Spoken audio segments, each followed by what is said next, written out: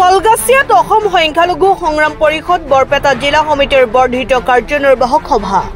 বৰপেটা জিলাৰ কলগাছিয়াৰ অগ্ৰণী স্বেচ্ছাসেৱী অনুষ্ঠান নবোদয় পুথিভঁৰাল প্ৰেক্ষাগৃহত অসম সংখ্যালঘু সংগ্ৰাম পৰিষদ বৰপেটা জিলা সমিতিৰ এখন বৰ্ধিত কাৰ্যনিৰ্বাহক সভা অনুষ্ঠিত হয়।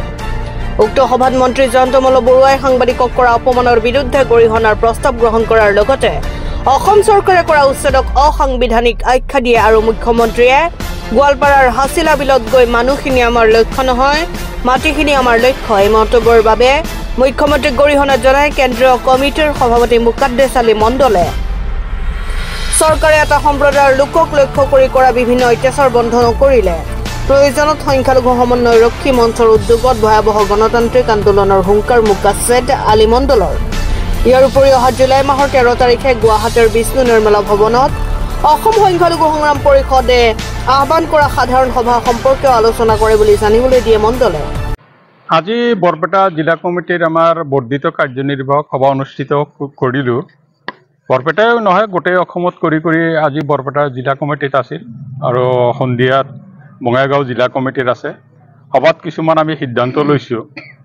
সিদিনা অসমৰ বহুমুখী মন্ত্ৰী এজনে মন্ত্ৰী জয়ন্ত মল্ল বৰুৱাদেৱে সাংবাদিক যেহেতু গণতন্ত্ৰৰ চতুৰ্থ স্তম্ভ যেনেকৈ তুচ্ছ তাচ্ছিল্য বা হেয় প্ৰতিপন্ন কৰিলে তাৰ প্ৰতি আজি প্ৰথমতে আমি এটা গৰিহণাৰ প্ৰস্তাৱ গ্ৰহণ কৰিছোঁ আৰু এই ঘটনাক তীব্ৰ নিন্দা জনাইছোঁ।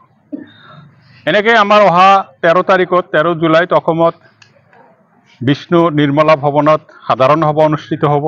সেই সভাত গুৱাহাটীত সেই সভাত আমাৰ বৰপেটা জিলাৰ পৰা এখন বাছগাড়ী লৈ উপস্থিত হ'ব। সেই আলোচনা কৰা হ'ল আৰু আমাৰ মাজত যিবিলাক সমাজৰ বিভিন্ন কুপ্ৰথা বিৰাজ কৰিছে তাৰ বিষয়ে সজাগতামূলক সভা অনুষ্ঠিত কৰাৰ কাৰণে আজিৰ সভাত সিদ্ধান্ত গ্ৰহণ কৰা হৈছে। আৰু অসমৰ মুখ্যমন্ত্ৰী ডাঙৰীয়াই বিশেষকৈ ধৰ্মীয় সংখ্যালঘুসকলক টাৰ্গেট কৰি যিবিলাক কৰ্মকাণ্ড বা যিবিলাক কাৰ্যতে অসমত কৰি আছে সেই বিষয়ে আজি সভাত বিতং আলোচনা কৰি আমি গভীৰভাৱে উদ্বেগ প্ৰকাশ কৰিছোঁ। যেনেকৈ উচ্ছেদৰ নামত আজি হাছিলা বিলত তেওঁ গৈ যিটো অসাংবিধানিক কথা কৈছে, মানুহখিনি তেওঁৰ লক্ষ্য নহয়, মাটিখিনি তেওঁৰ লক্ষ্য। মানুহখিনি ভাৰতীয় নহয় নেকি? মানুহখিনি অসমৰ বাসিন্দা নহয় নেকি? মানুহখিনিৰ লক্ষ্য নহয় বুলি কোৱাটো এইটো যথেষ্ট গৰিহণাযোগ্য আৰু এই কথাৰ পৰিপ্ৰেক্ষিতত আমি আজি তেওঁৰ বিৰুদ্ধে এটা গৰিহণাৰ প্ৰস্তাৱ লৈছোঁ। যিহেতু উচ্ছেদ তেওঁ কৰিছে সেইটো ডাঙৰ কথা নহয়, উচ্ছেদ কৰিব পাৰে যদি চৰকাৰৰ প্ৰয়োজন হয়, কিন্তু সেই মানুহখিনি যদি ভাৰতীয় নাগৰিক তেওঁলোকে যদি অসমৰ বাসিন্দা তেওঁলোকক পুনৰ সংস্থাপনৰ ব্যৱস্থা তেওঁ কৰিব লাগিছিল। তেওঁ হঠাতে কৈ থাকে ৰাক্ষসখিনিৰ উচ্ছেদ লৈ তেওঁ যিটো কথা কৈছিল যে বৰপেটাৰ পৰা যিমানখিনি মানুহ আহিছে তেওঁলোকে বৰপেটালৈ গুচি যাওক, যিখিনি স্থানীয় মানুহ বহুদিনৰ পৰা আছে তেওঁলোকক তেওঁ পুনৰ সংস্থাপন দিব, এনেকুৱা কথা তেওঁ কৈ আছে। মই সেই কথাটো আজিও প্ৰতিবাদ কৰোঁ যে বৰপেটা অসমৰ জিলা নহয় নেকি?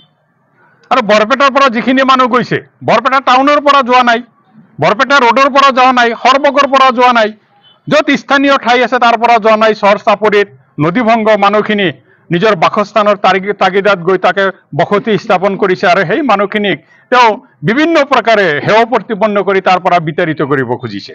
মই আচৰিত হওঁ যে আজি মীন বিভাগ যেনিবা তেওঁৰ ৰাজত্বকালৰ শেষ পৰ্যায়ত গৈ মীন বিভাগৰ তেওঁ গঠন কৰিছে। আগত মীন বিভাগ নাছিল। যদি মীন বিভাগৰে সেইটো মাটি আছিল, সেই যেতিয়া মানুহখিনি ঘৰ বান্ধে তেতিয়া মীন বিভাগ ক'ত গৈছিল?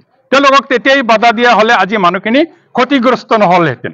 মই মাননীয় মুখ্যমন্ত্ৰীক আজি অসম সংখ্যালঘু সংগ্ৰাম পৰিষদৰ তৰফৰ পৰা আহ্বান জনাইছোঁ যে তেওঁ এই মানুহখিনিক পুনৰ সংস্থাপনৰ ব্যৱস্থা কৰি তেওঁ এটা মহান মুখ্যমন্ত্ৰীৰ পৰিচয় দিব লাগে। চাওক, যি চৰকাৰে আন্দোলনৰ ভাষা নুবুজে, কাটৰ আহ্বান নুবুজে, সেই চৰকাৰৰ দিনত গণতান্ত্ৰিকভাৱে আন্দোলনৰ ব্যৱস্থা কৰিবই লাগিব। দৰকাৰ পৰিলে আমাৰ গোটেই অসমত সংখ্যালঘু সংগঠনৰ সমন্বয় ৰক্ষী মঞ্চ হৈছে, আমি এই সমন্বয় ৰক্ষী মঞ্চৰ জৰিয়তে বৃহৎ গণতান্ত্ৰিক আন্দোলনৰ ব্যৱস্থা কৰিবলৈ বাধ্য হ'ম। অসমৰ যিটো সাম্প্ৰতিক পৰিস্থিতিত যিটো আমাৰ হিন্দু মুছলিমৰ বাতাবৰণ অসম চৰকাৰে চলাই আছে, এইটো উদ্দেশ্য আৰু আমাৰ সাংগঠনিক দিশটো শক্তিশালী কৰাৰ কাৰণে আমি যে বৰ্তমান সাম্প্ৰতিক পৰিস্থিতি দেখা পাইছোঁ যে অসম চৰকাৰ তথা মাননীয় মুখ্যমন্ত্ৰী সাহেবে আমাৰ হিন্দু মুছলিমৰ ৰাজনীতি কৰিবলৈ গৈ সংবিধানক মোহাৰি পেলাই সংবিধান বিৰোধীভাৱে উচ্ছেদ চলাই আছে। আৰু গোৱালপাৰাত যিটো উচ্ছেদ হ'ল তাত তেখেতে নিজেই কৈ আছে যে ইয়াত গোৱালপাৰাৰ যিজন বিধায়ক আছে বিধায়কে উচ্ছেদ কৰিবলৈ নিদিব বুলি কোৱাৰ কাৰণে তাত উচ্ছেদ কৰা হ'ল। কিন্তু সংবিধানখন চোৱা নহ'ল। কল্যাণকামী ৰাষ্ট্ৰত এনেকুৱা ঘটনা আমি দেখা নাই। তেওঁ সংবিধান নাচাই, আইন কানুন নাচাই, সেইটো মানে এটা প্ৰতিবাদ স্বৰূপ শ মানুহক বাংলাদেশী সংবিধান নাগৰিক হিচাপে উচ্ছেদ কৰি সেই মাটিখিনি আকৌ কৈ আছে যে আমি এইবিলাক মাটি আমি উচ্ছেদ কৰিমেই, আৰু সেইবোৰ মাটি আমি মাটিৰ প্ৰতি মোৰ আসক্ত হৈছে, আমি অসমীয়াসকলক গতাই দিম। ঠিক তেনেদৰে এনেকুৱা কথা অসমীয়া যিসকলক উচ্ছেদ কৰিলে সেইসকল মানুহ ক'ৰ পৰা আহিছে? সেইজন ব্যক্তি মাননীয় মুখ্যমন্ত্ৰী গৃহ বিভাগ তেখেতৰ হাতত থকা স্বত্তেও কিয় সন্দেহজনক বুলি ক'ব লাগে?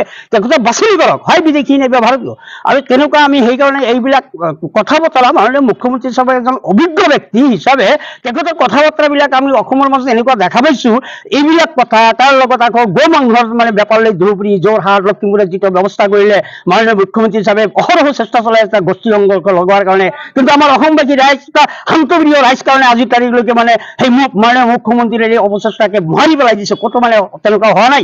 আমি এইবিলাক সমস্যা ডিভোটাৰৰ নামত যেনেকুৱা মানে বাংলাদেশীৰ নামত কিছুমান ব্যক্তিক যে পুছবাক কৰাৰ নামত মানে বাংলাদেশ বৰ্ডাৰ পাৰ কৰি সেইবোৰ মানুহৰ কোনো দেশ নাই, নৰ্মেলত এৰি থৈ আহিছিলে। আকৌ মহামান্য উচ্চ ন্যায়ালয়ৰ নিৰ্দেশ মতে সেই ব্যক্তিসকলক ঘূৰাই আনি ঘৰত দিয়া নাই, পথে ঘাটে ক'তবা পেলাই দিছে। কিছুমানে তেতিয়াও শুনি আছো কোনোবা জেলত ভৰাই থৈ দিছে, কোকৰাঝাৰ জেলত আছে। এইবিলাক বিষয়ে আমি অসমবাসী ৰাইজৰ মাজত সজাগতা অনাৰ কাৰণে যাতে কোনো গোষ্ঠী সংঘৰ্ষ নহয়, তাৰ কাৰণে আমি বিভিন্ন জিলাই আমি যেনেধৰণৰ আমি জিলা কমিটিৰ কাৰ্যনিৰ্বাহক সভা পাতিবলৈ দিছোঁ। তাত আমি কেন্দ্ৰীয় কমিটিৰ নেতৃবৃন্দ উপস্থিত থাকি তাত বিভিন্ন ঠাইত জনসভা কৰি ইয়াৰ সজাগতা, আমাৰ যিবিলাক সমাজৰ অসামাজিক যিবিলাক ব্যৱস্থা যে চাইল্ড লেবাৰ, বাল্য বিবাহ, শিক্ষা দীক্ষাৰ ক্ষেত্ৰত বঞ্চিত হৈ আছে বা এইবিলাক লৈও জুৱা খেল, তীৰ খেল এইবিলাক সজাগতাৰ কাৰণে আমি বিভিন্ন জিলাত মানে জনসভা কৰাৰ কাৰণে আমি সেই নিৰ্দেশ দিয়াৰ কাৰণে আজি এইখন সভাখন পাতিছোঁ। কলগাছিয়াৰ পৰা নজমুল হকৰ ৰিপোৰ্ট নিলাই। শুভ সংবাদ, বৰপেটা চহৰৰ মেটুৱাকুচিত স্থাপন হৈছে এলেক্স ডায়েগনষ্টিক এণ্ড হাস্পাতাল। কম খৰচত উন্নত চিকিৎসাৰ বাবে আজি যোগাযোগ কৰক। অত্যাধুনিক পদ্ধতিৰে অভিজ্ঞ চিকিৎসকৰ দ্বাৰা প্ৰদান কৰা হয় উন্নত চিকিৎসা। কম সময়ত আধুনিক পদ্ধতিৰে কৰা হয় বিভিন্ন ৰোগৰ পৰীক্ষা। ইয়াত ECG, আল্ট্ৰাছনোগ্ৰাফি, সকলো ধৰণৰ ব্লাড টেষ্টৰ উপৰিও জটিল সকলো ধৰণৰ পৰীক্ষা কৰা হয়। আজি যোগাযোগ কৰক। যোগাযোগৰ নম্বৰ 6003136135 নাইবা 8099273960 নম্বৰত।